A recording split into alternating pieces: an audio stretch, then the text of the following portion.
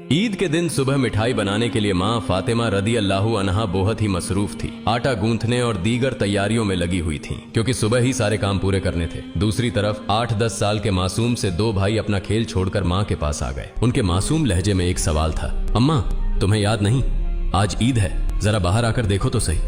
मोहल्ले के लड़के लड़कियां नए नए कपड़े पहनकर कितना खुश हो रहे हैं और हम दोनों ने तो अभी तक नए कपड़े भी नहीं पहने। क्या इसका मतलब यह है कि हम आज ईद नहीं मनाएंगे?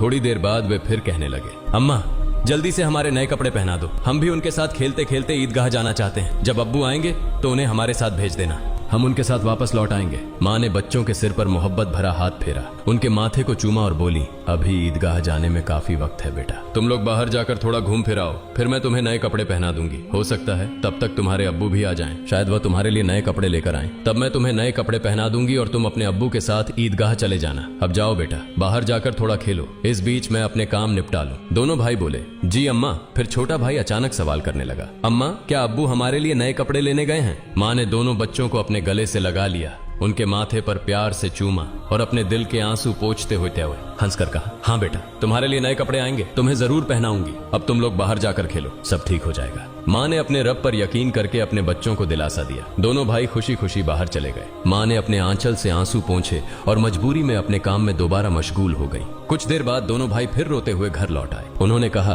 अम्मा वे लोग हमें अपने नए कपड़े दिखाकर चिढ़ा रहे हैं। वे कहते हैं, देखो तुम्हारे पास हमारे जैसे नए कपड़े नहीं हैं, अगर होते तो तुम इन्हें जरूर पहनते। वे कहते हैं कि हमारे अब्बू कैसे हैं जो ईद के दिन भी हमारे लिए नए कपड़े नहीं लाए। वे हमें ईदगाह चलने को कह रहे हैं और बोल रहे हैं जल्दी से नए कपड़े पहनकर आओ, अगर आना है। वे खजूर के पेड़ के नीचे खड़े हैं और तब तक हमारा इंतजार करेंगे जब तक हम नए कपड़े पहनकर उनके साथ न चले। अम्मा अब्बू अभी तक क्यों नहीं आए? अम्मी हमें जल्दी से नए कपड़े पहना दो ताकि हम आपके साथ ईदगाह जा सकें। मासूम बच्चों की इस गुजारिश को सुनकर अम्मी अपने जज्बातों पर काबू नहीं रख सकी। आंसू रोकना उनके लिए बड़ा मुश्किल हो गया, लेकिन बच्चे अम्मी को मजबूती से गले लगाकर खामोशी से उनकी ओर देख रहे थे। सब्र खो चुकी अम्मी अपने बच्चों को अपने सीने से लगाकर सिसक सिसक कर रोने लगी। कुछ ही पल में खुद को संभालते हुए अम्मी ने आंसू पोंछे और चेहरे पर जबरन एक हल्की मुस्कान लाते हुए बोली, अभी ईदगाह जाने का वक्त नहीं हुआ है। बेटा तुम लोग इतनी जल्दी क्यों कर रहे हो? नमाज के लिए अभी काफी वक्त है। इस दौरान बाहर जाकर थोड़ा घूम फिर आओ और देखो तुम्हारे अब्बू कहाँ हैं, उन्हें ढूंढ कर ले आओ। तब तक मैं अपना बाकी काम निपटा लेती हूँ, थोड़ा सा ही काम बचा है। अगर तुम्हारे अब्बू नए कपड़े लाते हैं तो मैं तुम्हें बहुत खूबसूरती से तैयार कर दूंगी, फिर तुम मिठाई खाकर अपने अब्बू के साथ ईदगाह जाओगे, ठीक है?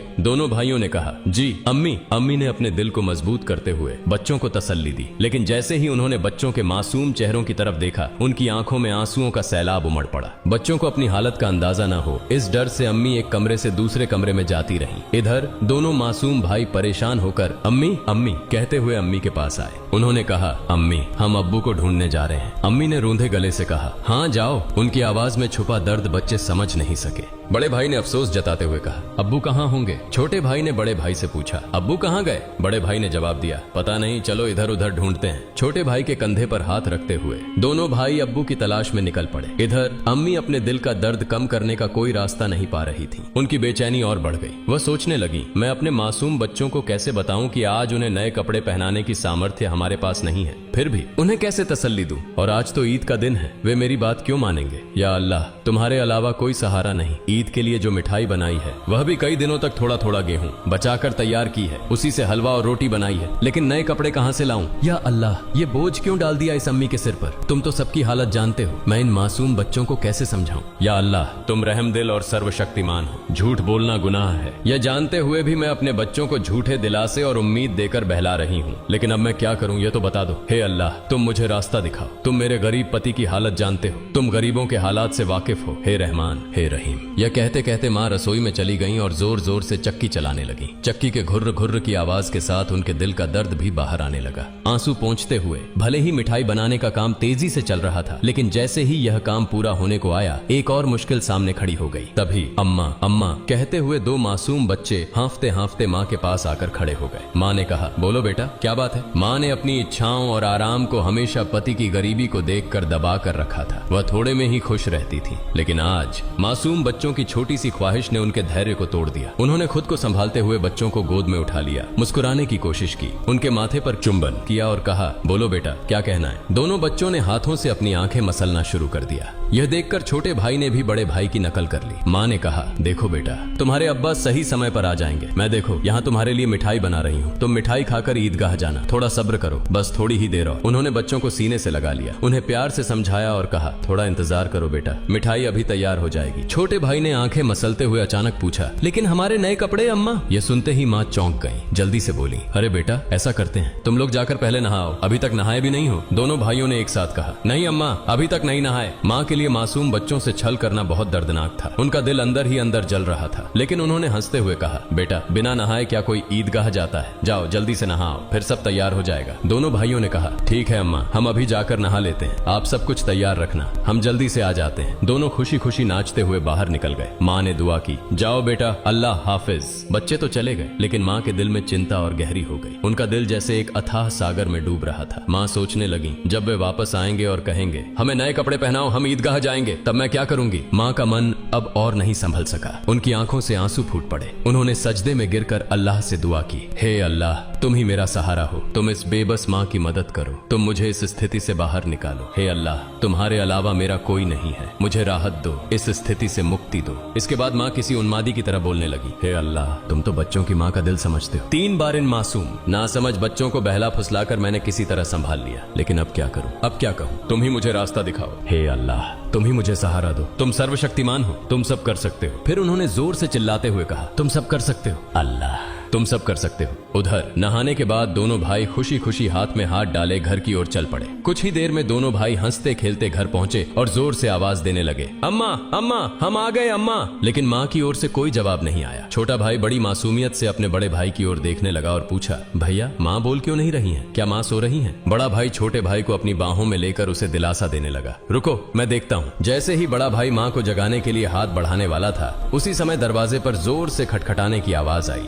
बड़े भाई ने डरते हुए पूछा, कौन है बाहर? बाहर से कोई जवाब नहीं आया। दोनों भाई चकित होकर एक दूसरे की ओर देखने लगे। छोटा भाई डर के मारे बड़े भाई से चिपक गया। तभी फिर से दरवाजे पर जोर से खटखटाने की आवाज हुई। डर और घबराहट से दोनों भाई चिल्ला पड़े, अम्मा अम्मा, बाहर कौन है? लेकिन माँ की ओर से कोई आवाज नहीं आई। फिर दरवाजे पर खटखटाने की आवाज के साथ कुछ भारी खड़खड़ाने की आवाज सुनाई दी। दोनों भाई डर गए। उन्हें पता था कि अगर कोई रिश्तेदार, परिवार का सदस्य या पड़ोसी घर पर आता है तो वह हमेशा सलाम करता है, लेकिन ये सब कुछ उल्टा हो रहा था। बड़े भाई ने छोटे भाई को और कसकर गले लगाते हुए कहा, मुझे समझ नहीं आ रहा ये क्या हो रहा है, माँ भी कुछ बोल नहीं रही हैं। डरते डरते दोनों भाई दरवाजे के पास गए। जैसे ही वे वहां पहुंचे, बाहर से फिर से खटखटाने की आवाज आई। दोनों भाई थोड़ा पीछे हटे और जोर से चिल्लाकर पूछा, कौन है दरवाजे पर? बाहर से आवाज आई, मैं दर्जी हूँ, दरवाजा खोलो। दोनों भाई हैरान रह गए। उन्होंने पूछा, दर्जी आप यहाँ क्यों? बाहर से आवाज आई, हाँ मैं दर्जी हूँ, दरवाजा खोलो, मैं तुम्हारे लिए नए कपड़े लेकर आया हूँ, इन्हें ले लो। जैसे ही यह बात सुनी, दोनों भाइयों ने जल्दी से दरवाजे की कुंडी खोली। सामने एक व्यक्ति नए कपड़ों के गट्ठर के साथ खड़ा था।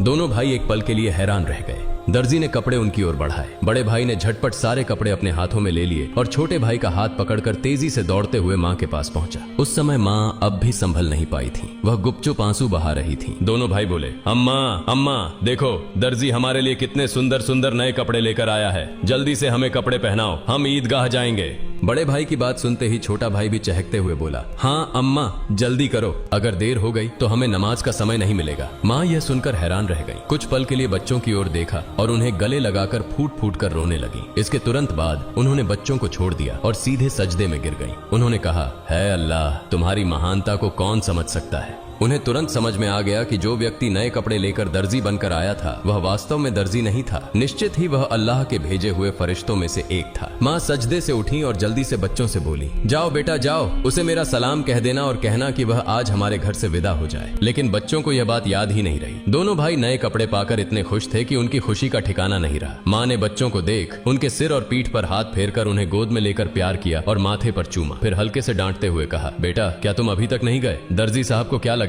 वे सोचेंगे कि इस घर के लोग कितने बदतमीज हैं। मेहमान बाहर दरवाजे पर खड़ा है और तुम यहाँ मस्ती कर रहे हो। तुमने उसे भूल ही गए, यह तो बहुत बड़ा गलत व्यवहार है। तुरंत जाओ, उसे मेरा सलाम पहुंचाओ और कहना कि वह आज हमारे मेहमान बने। जाओ बेटा, उन्हें बैठक में आराम से बैठने के लिए कहो। बिना देरी किए दोनों भाई दरवाजे की ओर भागे, लेकिन तब तक दर्जी घोड़े पर सवार होकर घर से बहुत दूर निकल चुका था। दोनों भाई जोर से चिल्लाने लगे, दर्जी साहब, ओ दर्जी साहब, अम्मा ने आपको सलाम कहा है, जल्दी वापस आइए, आज आप हमारे घर दावत पर आइए, हम बैठक का दरवाजा खोल रहे हैं। लेकिन दूर से हवा के साथ जवाब आया, अपनी अम्मा और अब्बा को मेरा सलाम देना, किसी और समय मिलने आऊंगा, अस्सलामु अलैकुम। दोनों भाई दौड़ते हुए माँ के पास आए और सब कुछ बता दिया।